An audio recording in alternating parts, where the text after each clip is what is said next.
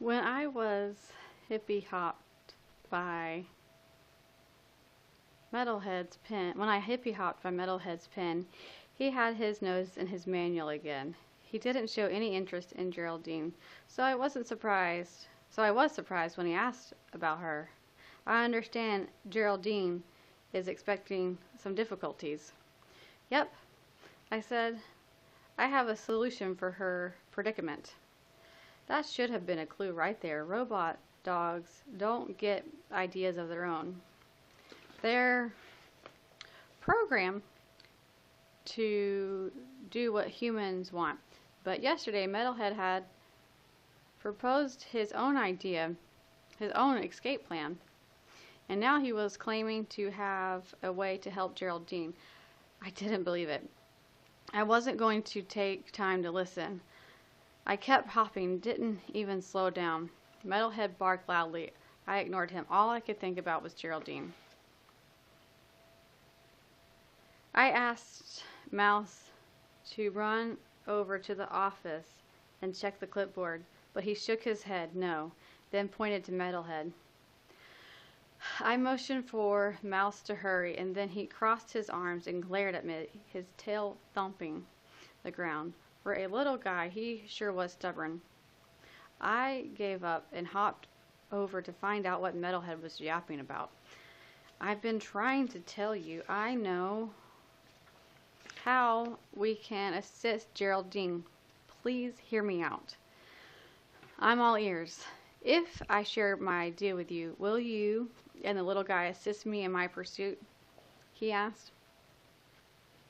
I considered my answer carefully. I didn't want Metalhead to leave Quinn. Quinn needed him, and I knew Quinn would be back, but I couldn't stand to lose Geraldine either. If your idea works, if it saves Geraldine, I said. Metalhead nodded, and we touched noses, which is how dogs promise. When we need to initiate a tail out. Get everyone involved, said Metalhead. A what? I asked. A tail out. When Dogtown opens tomorrow, every dog turns away from the patrons. No tricks, no nuzzling, no puppy eyes. If humans get close, we growl. Only Geraldine is friendly.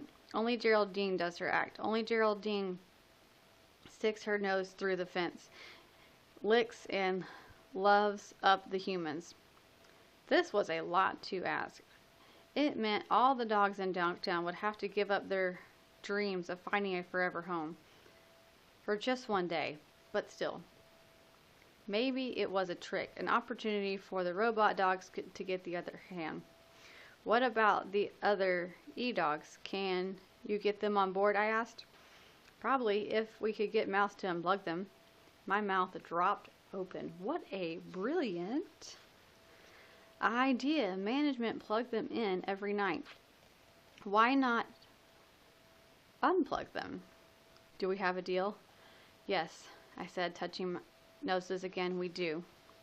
Most of the humans who came to Dogtown wanted a little dog. Only a few were looking for a big dog, especially a 220-pounder like Geraldine.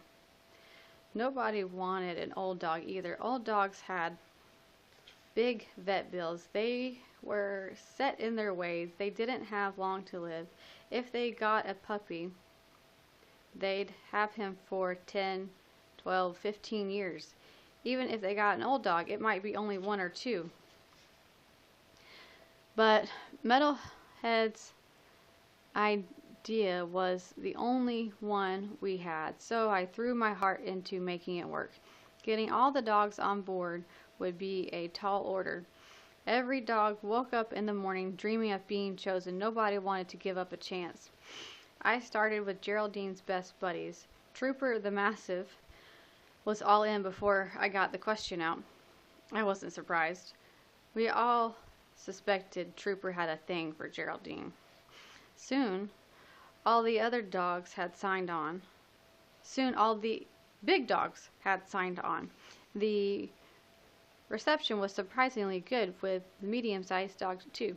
They looked up to the big dogs. Everybody said yes until I got to Dasha, the diva of Dogtown. Dasha is an Irish setter. An Irish setter had been in a dog show once. She spent most of her day grooming herself and telling everyone who would listen about the time she got second place in her category. When I explained the plan to Dasha, she said, "Who?" "Geraldine, the St. Bernard 22 and 22. "Oh, yes. She says I'm beautiful," said Dasha. Dasha was like a foxtail in your ears. All she could talk about was Dasha. I was about to go on a rant about how the whole world doesn't revolve around her when Mouse whapped me with his tail. He bugged his eyes out at me, and I held back my bark. Instead, I said, "Of course she did. We all do." It was true. Dasha was stunning. No one could figure out why she hadn't been adopted. Even so, there was nothing more difficult than giving a dog a sincere compliment when you want to take a bite out of her leg. "Does she?" Dasha asked. Mouse's tail continued to hit my leg, so I nodded. "If there was a best of Dogtown, you'd win," I said. Dasha's ears perked up. "You think so?" "I do," I said. "Is there a best of Dogtown trophy?" she asked. She was in her dog show stance. Back straight and ears perked, tail straight. Mouse wrapped his tail around my leg so tight and it pulled so tightly it squeezed the blood out of my paw. "Not yet," I said. "Oh," she said. "So what about tomorrow?" I asked. "Tomorrow, yes. You know, I've noticed the hair on my hind legs could use a trim. I should get that taken care of before the best of Dogtown competition," said, licking her back leg. "Thank you for helping, Geraldine," I managed to say before Mouse yanked me out of there. By the time we opened the next day, everyone had agreed to the tail out. Now we just needed a human to fall in love with Geraldine. The first family came in was only interested in e-dogs, and since the robot dogs had not been charged, the family decided to come back another day. Next, a big lumbering man with muscle arms bulging out of the back of a leather vest strode in. He had a scar on his lip and a nose that looked like it had been broken a few times. He was drinking a soda, and when he was done, he crashed the can into a tiny ball in his fist. When he saw Bear curled up, sleeping, the man's face melted. I saw the little boy he once had been. "Well, why, hello there." He clapped his hands and his scarred face as gentle as he could be. When Bear didn't respond, the man's massive shoulders slumped and his eyes got watery. At Dasha's pen, the man whistled. "What a beauty." Dasha, being Dasha, couldn't resist the compliment. At first she preened for him, then remembered what she had promised and turned the tail out. The man waited for her to turn around. She did not. He moved on, the chains around his massive boots clinking with every step. Trooper, who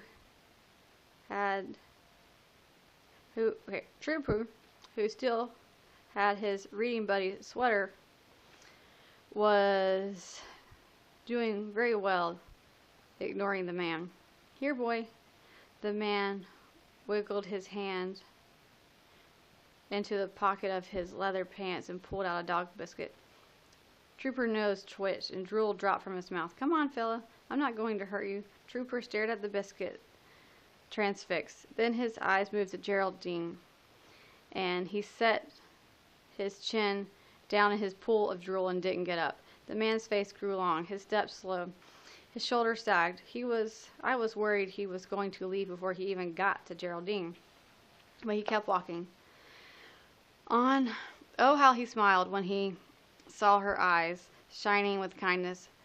"Why, hello, Geraldine," he said, reading the whiteboard sign. A volunteer brought Geraldine out, and she wagged her tail and nuzzled him.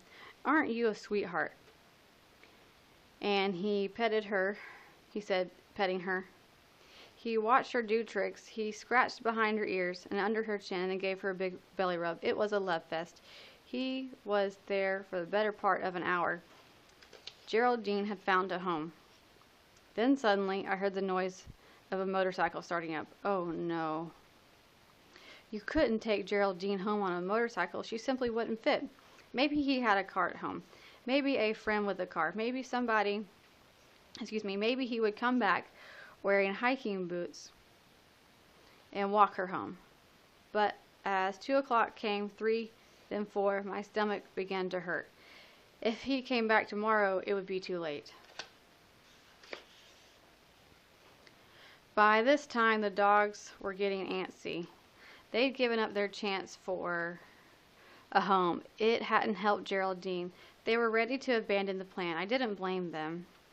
I wasn't going to give up on Geraldine. We had to at least give her an entire day.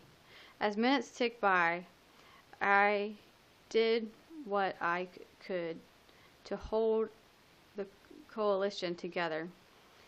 The clock said 4:15 as a rush of humans came in and then left. 4:30, 4:35, 4:45. Border collies are good with numbers. Some of us can't even tell time. I have a lot of border collie in me, but on that day I wish I didn't know what the numbers meant. Dogtown closed at 5. Even if somebody wanted Geraldine, there'd be no time to get the paperwork done. I sat down next to her, wondering what to say. Geraldine spoke first. "You got a big old heart, Chance," she whispered in her deep voice, her black nose in my ear. "You gave this all, your all, dog. First thing I do when I get to doggy heaven, I'm going to snag one of them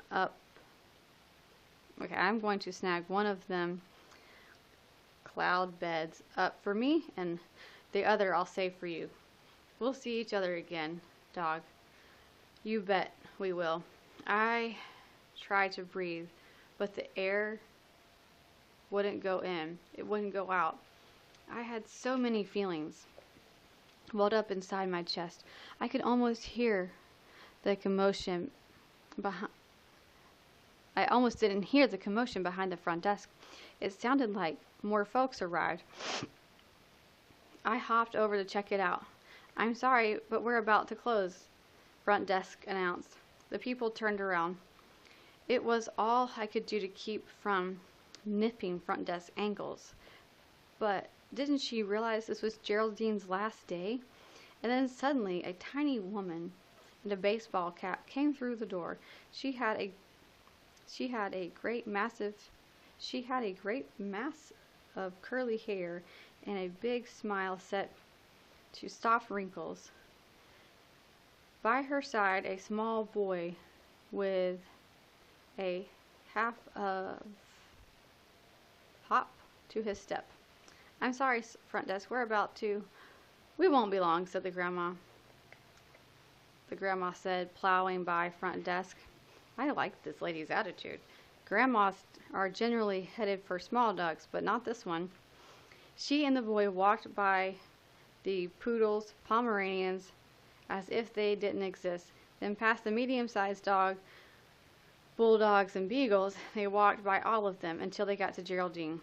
Geraldine was tired. She had done her adopt me routine more times than we could count that day. I could hear her knees creak when she stood up.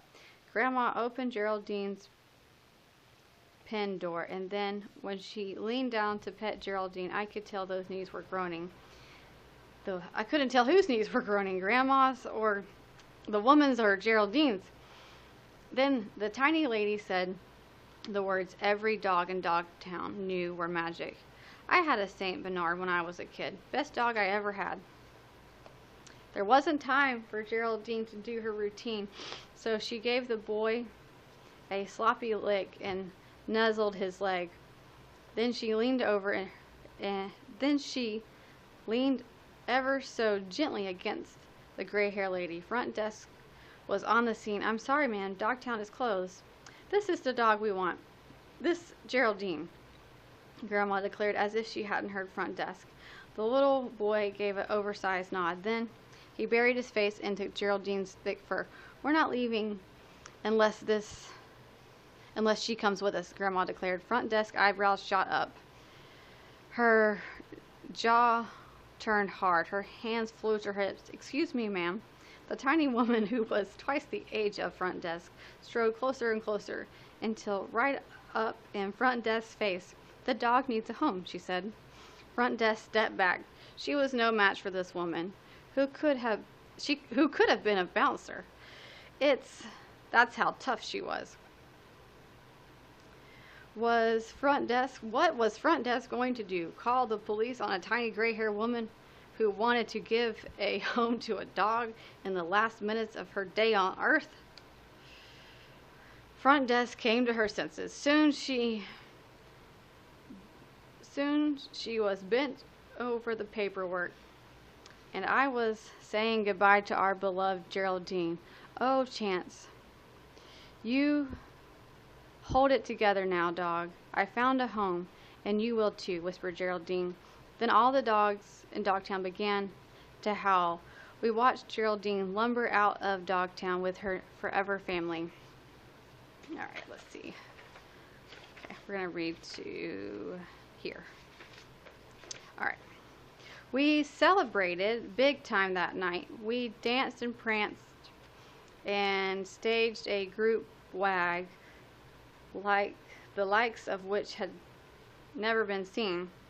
Long, lovely, short, stubby, bushy, bobbed, curly, corkscrewed, every dog in Dogtown wagged her tail at the same time. Our hearts were bursting. We had done our part to help sweet Geraldine find her forever home. "Your heart is a muscle," I told Mouse that night. "It grows stronger the more you use it." Metalhead stuck his nose to the fence. "I'm planning on leaving tomorrow," he announced. He didn't care to discuss the matters of the heart. He just... Oh, hang on. I gotta pause.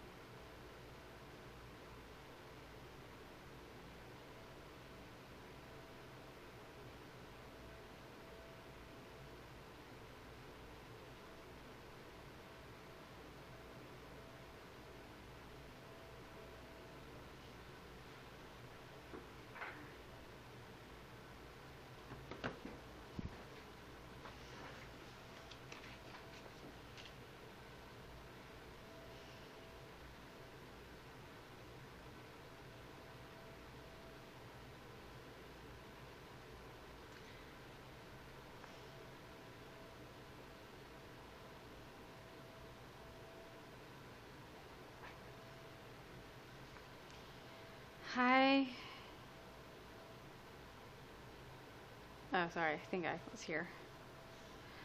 I always make good on my promises. That's my Aussie side. We are very responsible. So I got up with the first train whistle, hopped to the counter, picked out a tiny dog leash, made my way down to the basement. When I arrived, Mouse was waiting. "Where are you going?" I asked Metalhead as I pushed the leash through the chain link fence. "Home," he replied. Mouse slipped the handle over his shoulder and began climbing up the latch. "How are you planning to get out of Dogtown?" "I thought you and the little guy could create a distraction. I'll sneak out the front door." I had not planned on helping Metalhead with anything beyond getting out of the basement, and I certainly was not going to put Mouse in jeopardy. He was more vulnerable than we were.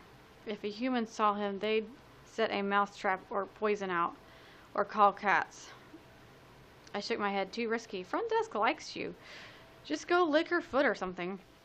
"Sorry, just go lick her foot," said Metalhead, suggested, as Mouse hooked the leash over the latch and dropped the link down. Metalhead grabbed his leash with his steel teeth and pulled down. Then the latch clicked open and Metalhead was out. The escape from the basement seemed to be happening more quickly than Metalhead thought it would.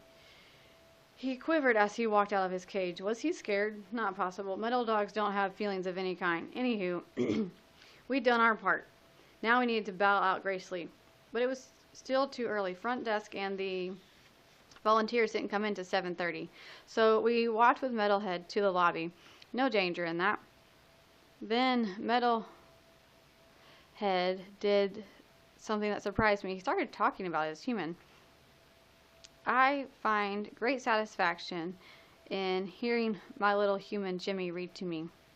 I love when he talks about his adventures at school. Once he brought me to show and tell, and all the kids took turns giving me orders.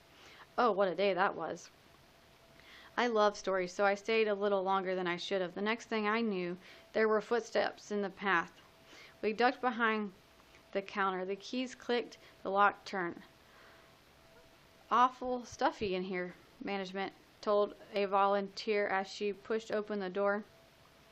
"At least it's warm," the volunteer said, taking off her mittens. "I'm going to keep the door open for a minute to air out the place," management said, propping the door open with a bag of kibble. The smells coming from the outdoors flooded my nostrils. Wet leaves, pine trees, wood fires burning, an intense aroma of the blue sky. I hadn't smelled the outside in such a long time. When management and the volunteer had gone to put their lunches away, I hopped to the door, just close enough to get a nose full of freedom. What was the harm in one little sniff?